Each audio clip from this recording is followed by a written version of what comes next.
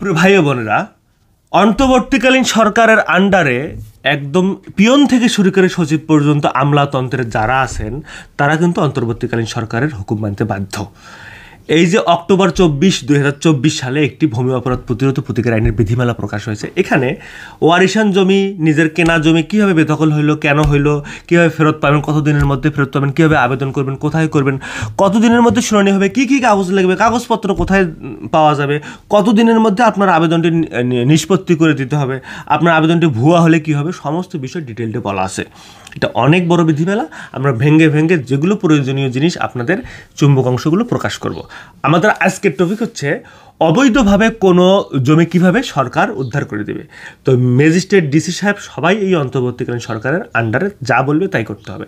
তো সেখানে বলা আছে যে কোনো ব্যক্তি তার ভূমি হইতে উচ্ছেদ বা দখলচ্যুত হইলে তিনি উল্লেখিত দলিলাদি সহ তাহার পূর্ব দখল ভূমিতে দখল পুনর্বহাল করার নিমিত্তে এতদুদ্দেশ্যে নির্বাহী ম্যাজিস্ট্রেটের কাছে আবেদন করতে পারবেন। কারো জমি যদি দখল হয়ে যায়, বেদখল হয়ে যায়, ওই জমিতে আবার ফেরত যাওয়ার জন্য তিনি আবেদন করবেন। তারপরের টপিক কি? এক্সিকিউটিভ ম্যাজিস্ট্রেট আবেদনকারীর দাখিলকৃত দলিলাদি উহার মূল বা ক্ষেত্র মতে সার্টিফাইড কপির সহিত যাচাই করবেন এবং সঠিক পাওয়া গেলে মূল সার্টিফাইড কপির সহিত মেলাইয়া সঠিক পাওয়া গেলে মর্মে সিলমোহর ও স্বাক্ষর প্রদান করিয়া নথির সহিত যুক্ত করিবেন এবং আবেদনকারীর একটি কপিতে প্রাপ্তি স্বীকার করিয়া আবেদনকারীকে ফেরত প্রদান করিবেন। আপনি যে আবেদনপত্র দিবেন সেখানে সমস্ত কাগজপত্র দিবেন। এক্সিকিউটিভ ম্যাজিস্ট্রেট যদি বলে এটা সার্টিফাইড কপি লাগবে, কারণ যেসব কাগজপত্র দিবেন সেগুলো ভুয়া হতে, আপনি একটা অবিকল নকল দিলেন কিন্তু সেটা সার্টিফাইড না, আপনার দলিলটা না, আপনি দলিলটা উঠাই দিলেন, তো এটা সার্টিফাইড করে নিতে হবে। আপনার রেকর্ড দিলেন, সার্টিফাইড করে নিতে, যদি উনি বলে আপনি করে নেবেন এবং যত কাগজপত্র রেকর্ড যদি দেয় আবার যদি বলে সার্টিফাইড করে নিয়ে আসেন, যার কাছ থেকে সিগনেচার যাবেন সেখান থেকে সার্টিফাই করে নিয়ে আসবেন। এবং উনি যদি বলে তখন করবেন এবং এটার দুইটা কপি করবেন। একটা কপি উনি জমা নিবে আর একটা কপি আপনাকে ফেরত দেবে। দুইটাতেই উনি সিল এবং স্বাক্ষর দিবে। একটা প্রাপ্তি স্বীকারে আপনাকে দিয়ে দিবে যেন উনি পরবর্তী অস্বীকার করতে না পারে আপনি আমাকে দেন নাই, কারণ এটা ডকুমেন্ট আপনাকে থাকতে হবে, কারণ ৪৫ দিনের মধ্যে সে বাধ্য এটা নিষ্পত্তি করতে। যদি আপনার অভিযোগটি সত্য হয়, আপনি বেদখল হয়ে থাকেন জমি থেকে, সেটাও উদ্ধার করে দিতে বাধ্য। আর যদি বেদখল না হয়ে থাকেন সেটাকে লিখে দিতে হবে উইথিন 45 ডেজ। তারপর এক্সিকিউটিভ ম্যাজিস্ট্রেট আবেদনকারীর কর্তৃক দাখিলকৃত অন্যান্য ও দলিলতে যথাযথ বিবেচিত না হইলে আবেদনটি নথিভুক্ত করিয়া নিষ্পত্তি করিবেন এবং উক্তরূপে নথিভুক্ত করা হইলেও পরবর্তীতে প্রয়োজনীয় দলিলাদি সহ পুনরায় আবেদন দাখিল করার বিষয়ে কোনো বাধা থাকিবে না। উনি যদি দেখেন যে হচ্ছে এই জমিটার যে আপনি কাগজপত্রগুলো দিয়েছেন এগুলো সঠিক না ব্যাঠিক এবং সত্যি সত্যি আপনি জমি বেদখল হয় নাই, যিনি দখল করেছে তিনি আসল মালিক, আপনার আবেদনটি ভুয়া, সেক্ষেত্রে নিষ্পত্তি করিয়ে দিবেন এবং সেটাও তার রেকর্ডে নথিভুক্ত থাকতে হবে যে এই জমিটার আমি রায় দিয়েছি এই মর্মে, নেগেটিভ রায় দিয়েছি যে এই জমিটা আসলেই বেদখল হয়নি, তাকে লিখে দিতে হবে। তারপর এক্সিকিউটিভ ম্যাজিস্ট্রেট আবেদনকারী কর্তৃক দাখিলকৃত আবেদন ও দলিলতে যথাযথ বিবেচিত হইলে পরিস্থিতি ৬ অনুযায়ী প্রতিপক্ষকে ১৫ দিনের মধ্যে হাজির হইয়া লিখিতভাবে কারণ দর্শাইবার জন্য নোটিশ প্রদান করিবেন এবং উপযুক্ত তদন্তকারী কর্মকর্তাকে সরেজমিনে তদন্ত করিয়া ১৫ কার্য দিবসের মধ্যে প্রতিবেদন দাখিলের জন্য আদেশ প্রদান করিবেন। মানে এক্সিকিউটিভ ম্যাজিস্ট্রেট যদি দেখেন যে হচ্ছে এই জমিটার আপনার আপনি বাদী, আপনি অভিযোগ শিখ, সেক্ষেত্রে যিনি বিবাদী, যিনি জমিটা দখল করেছেন, বেদখল করেছেন, তাকে ১৫ দিনের মধ্যে হাজির হইয়া কারণ দর্শাইতে হবে যে কি কারণে এই জমিকে বেদখল করলেন, কি কারণে ঢুকলেন, ওই জমিটা থেকে তিনি ওয়ারিশ, তিনি কি আপনার মামা নাকি তিনি আপনার খালা নাকি আপনার বোন নাকি ভাই নাকি তিনি তার কাছে আপনি বিক্রি করেছেন, কি মর্মে কোন সাহসে তিনি জমিটাতে ঢুকলেন, এইটা তাকে এখানে ক্লিয়ারলি বলতে হবে।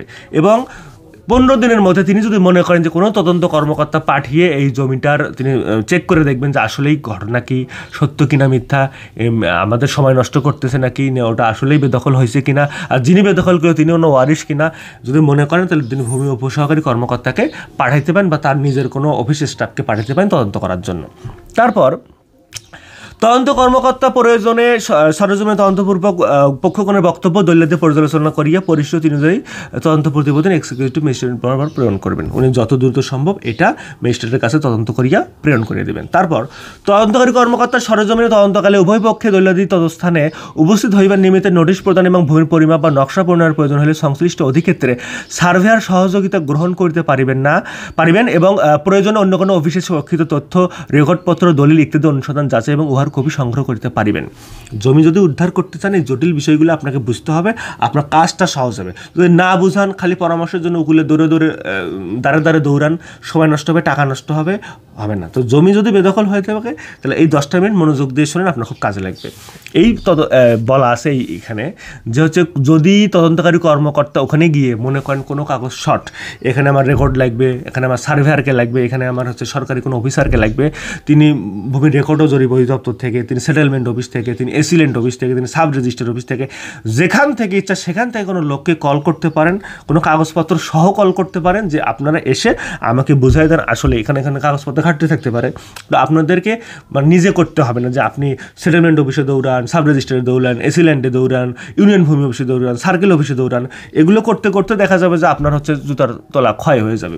সরকার এটাকে সহজ করার জন্য তদন্তকারী কর্মকর্তাকে পাওয়ার দিয়েছে যে তার যদি কোনো কিছু প্রমাণ হয়, নকশা লাগে, ম্যাপ লাগে, যা কিছু লাগে, রেকর্ডপত্র সমস্ত কিছু উনি কোনো কর্মকর্তার কাছে কোনো অফিসে কল করতে পারবেন এবং তারা উক্ত কপি দিতে বাধ্য থাকবে। কোনো কাগজপত্রের কপি উনি যে চাই যে আমার কাছে এগুলো ডকুমেন্ট থাকবে, একটা করে ম্যাপ, একটা করে রেকর্ড, একটা করে খতিয়ান, সমস্ত কিছু সরকার দিয়ে দিবে। এক্ষেত্রে এই খরচপাতি সরকার হয়তো বহন করবে। তদন্তকারী কর্মকর্তারা কর্তৃক দাখিলকৃত প্রতিবেদন কোনো পক্ষ সংক্ষিপ্ত হলে তিনি উক্ত বিষয়ে পুনরায় তদন্তের জন্য এক্সিকিউটিভ ম্যাজিস্ট্রেটের নিকট আবেদন করিলে এক্সিকিউটিভ ম্যাজিস্ট্রেট উক্ত বিষয়ে স্বয়ং তদন্ত করতে পারিবেন।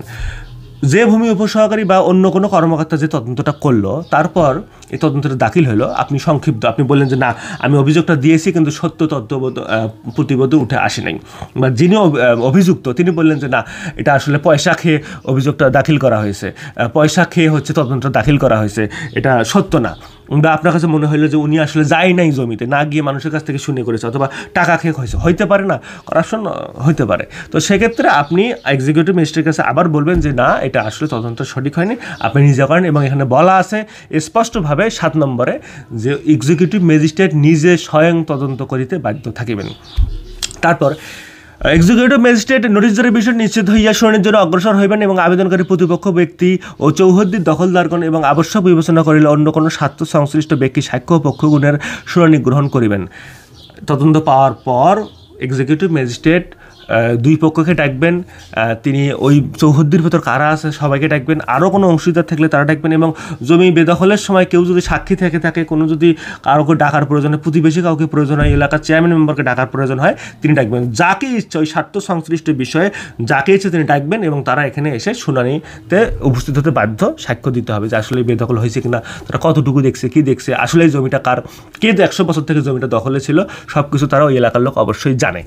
তারপর গৃহীত সাক্ষ্য শুনানি এবং উভয় পক্ষের দাখিলকৃত দলিলাদি এবং তদন্তকারী কর্মকর্তার প্রতিবেদন পর্যালোচনা করিয়া যদি প্রমাণিত হয় যে আবেদনকারী আইনানুগভাবে নালিশি ভূমি দখল করিতেছিলেন, তাহলে আইনানুগ প্রক্রিয়া ব্যতীত উদ্দেশ্য দখলচ্যুত করা হয়েছে, তাহা হইলে এক্সিকিউটিভ পেশা তাকে উক্ত ভূমির দখল পুনরুদ্ধার করিবার জন্য আদেশ দিবেন। মানে সমস্ত কিছু করিয়া যদি দেখা যায় যে ওই জমিটার মালিক ওই ব্যক্তি, তাকে বেদখল করার চেষ্টা করা হয়েছে, তাকে বেদখল করিয়াছে, সেক্ষেত্রে ওই জমিটা পুনরায় তাকে দখল করিয়া দেওয়ার জন্য আসল মালিককে এক্সিকিউটিভ ম্যাজিস্ট্রেট একদম আদেশ দিয়ে দেবেন।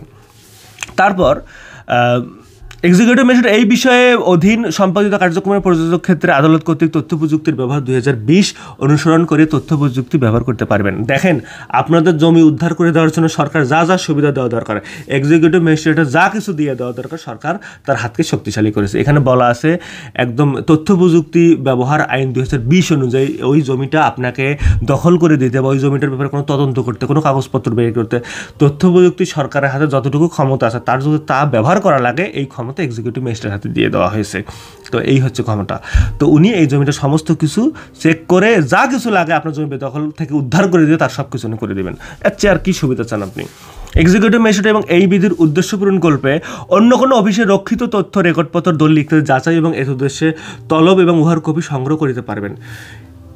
এক্সিকিউটিভ ম্যাজিস্ট্রেটকে আবারও বলা হয়েছে এই 12 নম্বর কলামে, উনি যদি প্রয়োজন মনে করেন এই জমিটা উদ্ধার করতে, এই জমিটার কোনো কাগজপত্রের কোনো ঘাটতি থাকলে তিনি যে কোনো অফিস থেকে যে কোনো কপি সংগ্রহ করতে পারবেন এবং যে কোনো কর্মকর্তাকে তলব করতে পারবেন। এই জন্য এক্সিকিউটিভ ম্যাজিস্ট্রেটের প্রতি মানুষ পাগল। এক্সিকিউটিভ ম্যাজিস্ট্রেটকে মেয়ে বিয়ে দেওয়ার জন্য পাগল। দুনিয়ার যত ক্ষমতা সমস্ত এক্সিকিউটিভ ম্যাজিস্ট্রেটকে দিয়ে দেওয়া হয়েছে। এই হচ্ছে ঘটনা। দায়িত্ব প্রাপ্ত এক্সিকিউটিভ ম্যাজিস্ট্রেট প্রয়োজনে অবৈধভাবে নির্মিত স্থাপনা অপসারণ, জব্দ, ক্রোক এবং ক্রোককৃত সম্পত্তিতে রিসিভার নিয়োগ, বাজেয়াপ্ত বা বিলি বন্টন করিতে পারিবেন। এক্সিকিউটিভ ম্যাজিস্ট্রেট যদি মনে করেন যে কোনো এই জমিতে কোনো কিছু অবৈধভাবে স্থাপনা করেছে, বিল্ডিং করা হয়েছে, ঘর করা হয়েছে, খেলাধুলার মাঠ বানা হয়েছে, তার সমস্ত কিছু তিনি অপসারণ করতে পারবেন, ক্রোক করতে পারবেন। কোনো গরুর খামার হইলে তাকেও নিতে পারবেন। অনেকে এতিমখানা দেয় না, এতিমখানা দিয়েও লাভ হবে না। অনেক বদমাইশ আছে, এলাকার বদমাইশ ব্যক্তি যারা জমি বেদখল করিয়ে এখানে এতিমখানা দেয়, মাদ্রাসা দেয়, মসজিদ দেয়। তারা মনে করে ধর্মীয় কোনো কিছু দিলে ধর্মানুভূতিতে আঘাত লাগবে, তখন তারা সাংবাদিক নিয়ে এসে মিটিং করবে, সংবাদ সম্মেলন করবে যে মসজিদ ভেঙে দেওয়া হচ্ছে, এতিমখানা ভেঙে দেওয়া হচ্ছে। আপনি মসজিদ, মন্দির, গির্জা, প্যাগোডা কিছুই করতে পারেন না কারো অবৈধভাবে জমি দখল করিয়া। তো যা কিছু করবেন গরুর খামার থেকে সমস্ত করে যার জমি তাকে দিয়ে দেন। সে এতিমখানা করবে না, নিজে থাকবে নাকি মার্কেট করবে, সেটা তার ব্যাপার। আপনি কারো জমি দখল করিয়া আপনি এতিমখানা দিবেন, এটা হতে পারে না। তো এটা ভেঙে দিয়ে তিনি, এবং কোনো সম্পত্তি থাকলে তিনি যদি মনে করেন যে ক্রোক করতে হবে, আমি আমার কবজায় নেবো, এক্সিকিউটিভ ম্যাজিস্ট্রেটরা নিতে পারবেন। এক্সিকিউটিভ ম্যাজিস্ট্রেট এই বিধির অধীন ব্যবস্থা গ্রহণকালে, এবং আচ্ছা একটা কথা বলা আছে, বাজেয়াপ্ত বিলি বন্টন করতে পারবেন। তিনি যদি মনে করেন গরু আপনার নিয়ে কাউকে বিলি বন্টন করতে হবে, করা প্রয়োজন, এটা করতে পারেন। আপনি যদি মনে করেন যে তার এখানে টিনের ঘর আছে, টিন শেড আছে, তিনি যদি মনে করেন টিন শেডটা ভেঙে গুড়িয়ে মানুষকে দিয়ে দেওয়া হবে, আশেপাশের গরিব মানুষকে, এটাও তিনি দিয়ে দিতে পারবেন। এক্সিকিউটিভ ম্যাজিস্ট্রেট এই বিধির অধীন ব্যবস্থা গ্রহণকালে নালিশি সম্পত্তির বিষয় শান্তি শৃঙ্খলা রক্ষার্থে প্রয়োজনে সংশ্লিষ্ট থানার অফিসার ইনচার্জকে প্রয়োজনীয় আদেশ করিতে পারবেন। এক্সিকিউটিভ ম্যাজিস্ট্রেট যদি মনে করে যে এই জমিটার শান্তি শৃঙ্খলা রক্ষার্থে যে ব্যক্তি অভিযুক্ত তাকে জেলে পুড়তে হবে, না হলে যে অভিযোগ করছে, মানে যার জন্য বেদখল হয়েছে, তাকে মেরে ফেলতে পারে, তাকে খুন করতে পারে, তার মেয়েকে মানে ধর্ষণের হুমকি দিতে পারে, ধরনের শ্লীলতাহানি করতে পারে, তার সে বাসায় না থাকলে তার বাসায় রাতে আক্রমণ করতে পারে, আগুন দিতে পারে, এ ধরনের কিছু মনে করলে এক্সিকিউটিভ ম্যাজিস্ট্রেট তাকে জেলে ঢুকাইতে পারে। সে মোবাইল কোর্ট পরিচালনা করে তাকে শাস্তি দিতে পারে, তাকে থানার ওসিকে পর্যন্ত নির্দেশ দিতে পারে, আপনি ওনাকে ভরাই দেন বা কোর্টে চালানোর যে কোনো কিছু করতে পারে। এগুলো এক্সিকিউটিভ ম্যাজিস্ট্রেটকে বলে দেওয়া হয়েছে। তো এই আর কি, সবাই ভালো থাকবেন, এবং জমি জমা বিষয়ে কনসালটেশন লাগলে ডিসক্রিপশন বক্সে হোয়াটসঅ্যাপ নাম্বারে মেসেজ করবেন। এবং বাংলাদেশে এক্সিকিউটিভ ম্যাজিস্ট্রেট ছাড়াও আরও অনেক পেশাদার আছে, অনেক জ্ঞানী ব্যক্তি আছে, কিন্তু আসলে জনগণের সাথে এক্সিকিউটিভ ম্যাজিস্ট্রেট সম্পৃক্ত। তো মানুষ আর কোনো অনলাইন কোনো পেশাজীবীকে বা কোনো অন্য কোনো বিষয়কে আসলে অতটা গুরুত্ব দেয় না, এই যে এক্সিকিউটিভ ম্যাজিস্ট্রেটের সমস্ত ক্ষমতা। তো সব পাত্রীর বাবার ধান্দা হচ্ছে এক্সিকিউটিভ ম্যাজিস্ট্রেটকে মেয়ে জামাই মানাবে, কারণ এই যে দেখেন সব ক্ষমতা তাদের হাতে। সবাই ভালো থাকবেন, আল্লাহ হাফেজ।